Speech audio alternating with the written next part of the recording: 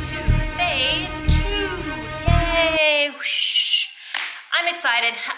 So phase 1, let me give you a whole review over phase 1. I enjoyed phase 1. I felt like it was challenging to a new kind of challenge for me.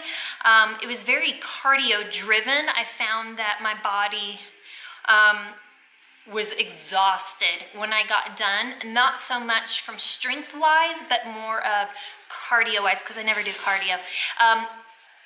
Phase 1, I was in bracket A. I did start at 132 pounds, I believe, and I'm up to 135 right now. So I actually gained a few pounds in the first phase. I see on Facebook and on Instagram where people are posting pictures where they've already lost like inches and pounds, and that's awesome. But there's also a lot of people out there like me that haven't lost anything. I will say that I am feeling more comfortable in my skin. I feel like my shoulders are starting to take a little bit more shape again, as you can see. And we really haven't been focusing a whole lot on shoulders, but a lot of her moves, you use your shoulders in those moves. So anytime you're doing a plank move, you're utilizing your shoulders for those. And we did a lot of that in phase 1. All of our core moves just about were using our shoulders to hold ourselves either in a side plank or holding ourselves in a regular plank while we're doing our knee-in moves with our sliders. This phase, I'm only 1 day in, but I'll tell you what, it's totally different than booty day in phase 1.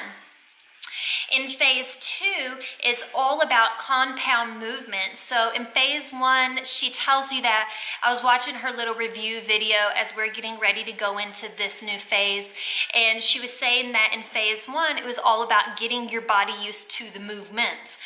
Anytime you do a new program, that's kind of how phase 1 is built, is basically a beginner's section to get you used to what's going to be happening in this next phase. So she takes all of the moves that you did in phase 1, and she's now putting them together into one movement. So instead of just doing a squat 10 times and then doing a hinge 10 times, she's actually having you do a squat into a hinge as one compound movement. I really enjoy this style, to me, of lifting, and I tell you what, I broke out with a sweat like I did when I did cardio flow and cardio abs. It was amazing. I actually felt nauseated at times, and I haven't had that this entire time. So I felt like today my body was just really challenged at this routine. So it gives me great excitement to see what the next day is gonna bring, and the next, like I'm like a little kid waiting for Christmas every day to see how the workout's gonna be for the first time, because it's all new. I do say that there are a couple of moves here that you need to watch out for. One of the moves that I would say to be careful on would be the fire hydrant move. Make sure that one, and even when you do the leg press as well as the leg curl, make sure that you choose a really good band. I went with a heavy, but I think I probably should have went down to a medium just so that I can make sure that I'm getting the full movement and not getting an arch in my back, as well as making sure that I'm using the right muscle. I found that especially in the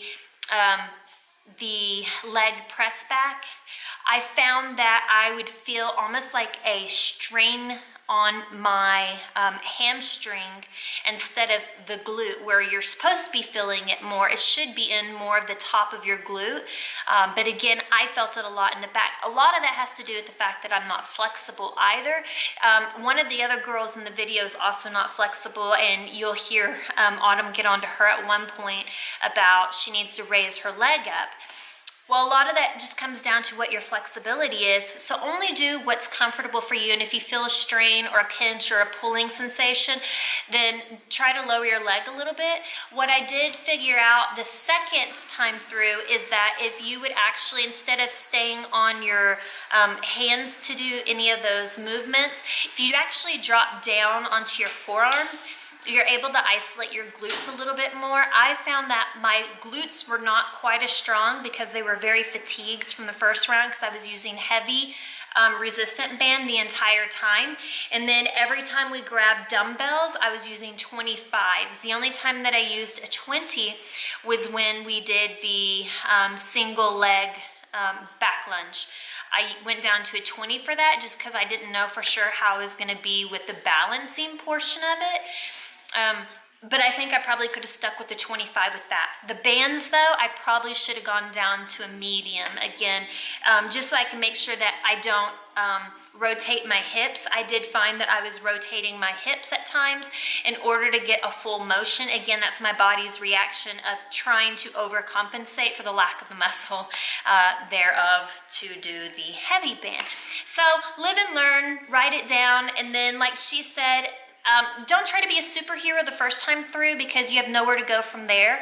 Next week, because we are doing 3 rounds instead of 2 rounds, I will probably go down to my mediums just to see how that works for me. And I'm excited to try that. The other move that I struggled with was the camel. I have really bad ankles. If you've followed me for a while, you know that I fell off a cliff when Body Beast first came out and I was doing that program. I fell off a cliff during that and I fractured my ankle then.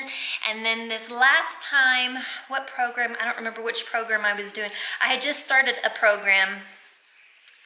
Oh, my mind went completely blank. Anyway, I just started one of the new programs that had come out. I guess, Hammer and Chisel had just come out. And I was doing parkour and I ended up fracturing my opposite ankle. So I have 2 bad ankles. And if you've ever had any injuries to your ankles, you know once they're injured, always injured. They'll never fully recover or get the mobility back in them. So whenever she has you sit, you're actually... If this is my ankle, she has you like sit where the bottom of your foot is down, and that puts a lot of strain onto my ankles as well as my knees. I found that I'm 37 now, so it's like my body's just not as young as what it used to be, and I'm not old by any means, but I did feel it in that camel position. I struggled, not with the weight, but with the pain in my knees. They were just popping, and then the excruciating pain in my ankles. So I think for camels, I'm gonna start modifying it because I was watching to see what the modifier was doing, but she wasn't modifying, she did the exact same move. So if you have hip or, if you have knee or ankle issues, my suggestion would be, what I'm gonna be doing is I'm gonna be using a medicine ball or a stability ball, probably a stability ball.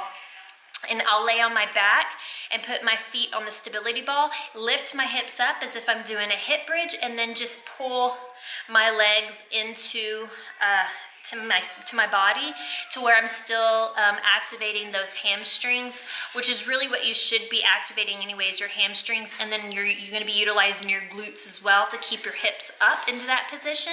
You'll also be activating your core to hold you in that position as well. So that would be my suggestion. I'll let you know how it goes next week once I do it myself, because right now it's just in theory that it would be better and be activating the same muscles.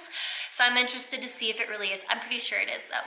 So anyway, I will do a full day of eating at some point during this week as well. But overall, I'm excited about phase 2, day 1. This is day 27 of 80, and it was booty day, and I wanted to puke. So that's how you know it was good. Anyway, I'll catch you all on the other side. Thanks for following along. If you haven't subscribed, please do subscribe to my channel. Just click on my picture below.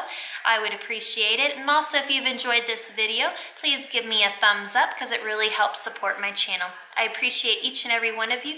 Let me know down below if you have any questions that you'd like answered, or if you find that you have some of the same issues as me, holler, so I know I'm not the only one out there that has horrific knees and horrific ankles and felt like throwing up today. Anyway, thanks guys. Bye.